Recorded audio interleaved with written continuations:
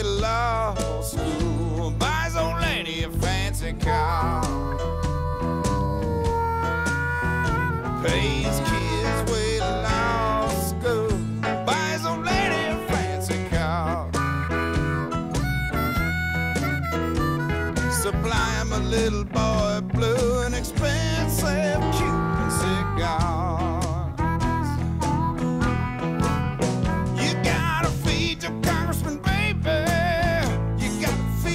Time you get the chance, gotta wine him and dine him, fly up to Tahiti and France. The more you bribe him, baby, the deeper he stick his hand down in your pants.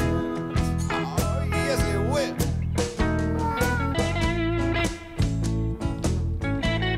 Oh, just like that. Hi, I'm Kathy Payer, co-host of Humanity Matters, and your host, Wild Man Albert Torcaso. Wild Man Albert Torcaso, okay. Well, I am a little bit of a wild man, as they say. Now, let me just say this out front. The people that we have on the show today are not here for the political aspects and discussion that we will get to. But everyone needs to know that if you haven't gone out and voted yet, other than the people on the set, because they're not going to be able to make it, but for those of you who have not voted in Pennsylvania, I want you to turn the live show off, or at 7 p.m., hurry up out of your house and go and vote. We have the mayor and we have judges campaigning for office and a few other very important campaigns and candidates and offices. And for those of you who don't think that it's important to vote for the mayor or that this is an off-year election, the mayor will control this city for the next 4 years. And judges for a specified amount of time, which I'm not sure on that, but trust me, you need to vote. This is the day that your voice matters the most. So get out there and vote, even if it means turning off this show. It's not about me, it's about we. So get out there and vote. Now, with saying all that, Congress in D.C., I understand that the United States House of Representatives, you're about to possibly cast a vote for the health care bill with the public option, or the health care bill without the public option. Congress, pass the bill. That's right, House of Representatives. Do your part and pass it, and include a public option. Oh, and the Senate, get the work done too. But with that, we're going to go, and first we're going to talk about possible scary things with regards to hauntings. And then later in the show, if we have time, we're going to go with the scary reality of 48 million Americans without health care. And there are even nurses in this country, nurses taking care of people without health care. Now, if that doesn't make you feel like you're on drugs, I don't know what else will. But with that, we have a lot of very important people here today. We have Dawn Wagner, who wrote a book, Hauntings of Pittsburgh and the Laurel Highlands, with a young lady named Marcy. And we have, of course, Mick of Mick's Ghost. And we have, of course, John over there, who has a charity event going on. And it is called, and I hope I get this right, and if I don't, I'll have to pull my hair and it will hurt. But it is Unity, a Journey of Hope. I hope I got that right. So we got a lot of business to take care of. We're going to start off with the one and only Dawn Wagner. Welcome to Humanity Matters. Dawn. Nice to meet you. How you doing? Good, how you doing? All right. You got a book here simply titled Hauntings of Pittsburgh and the Laurel Highlands. Mm-hmm. Could you tell us a little bit about this book? And more importantly, let's start off with some Laurel Highlands hauntings. Give us an idea of what's going down.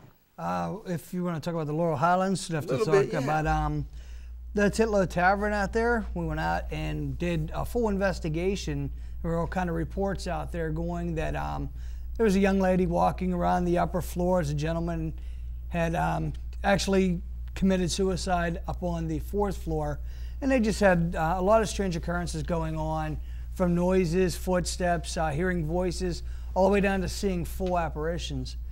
We actually went out there one evening, and my group did, and we set up full surveillance equipment, went through and just looking to see what we could find.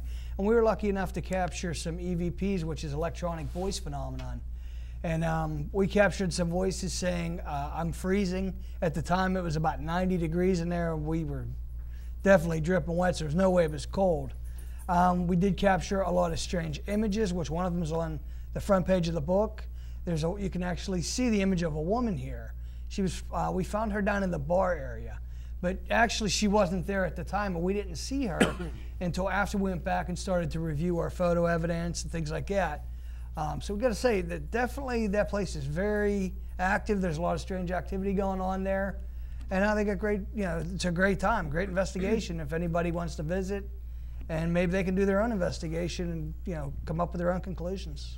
Okay, that sounds pretty good, but can you give us a Pittsburgh haunting?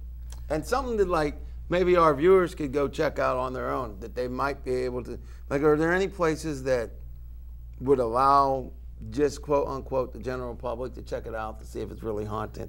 Well, how does that work out? Well, not every place will let you come in and do an investigation, right? Because there's so many people out there just running around with cameras, right? And you have to be a well-established team to get into a lot of places today.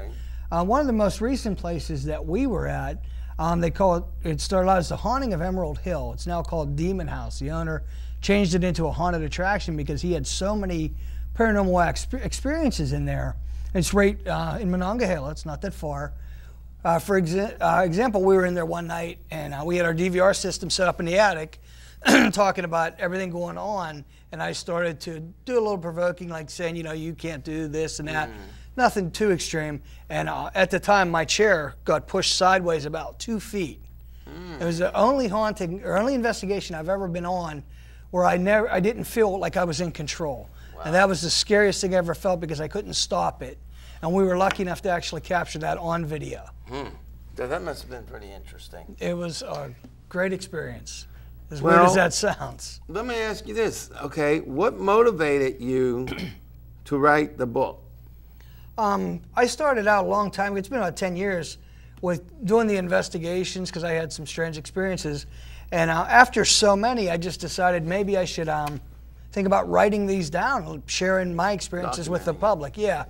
And luckily, I had Marcy contact me about putting those experiences into a book. And she said, the public is really into this, and they may enjoy reading about what happened to you because they may relate and say, well, that happened to me. Okay. So that inspired me to just start writing and putting the stories in the book. I'm going to ask a couple of the same questions of you and also of Mick and possibly of John.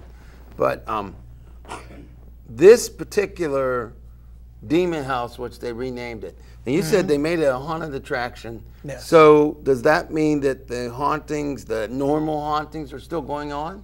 Yeah, well, the place is really haunted. Yeah, it is. And every year they run a haunted house for the public. Right.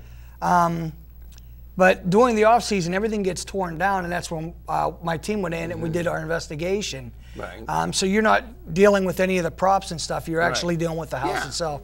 And so it is definitely, I'd say it is haunted. I guess the question I have to ask you is, being that they turned it into a haunted attraction, has there ever been reports of actual authentic hauntings happening as a result of the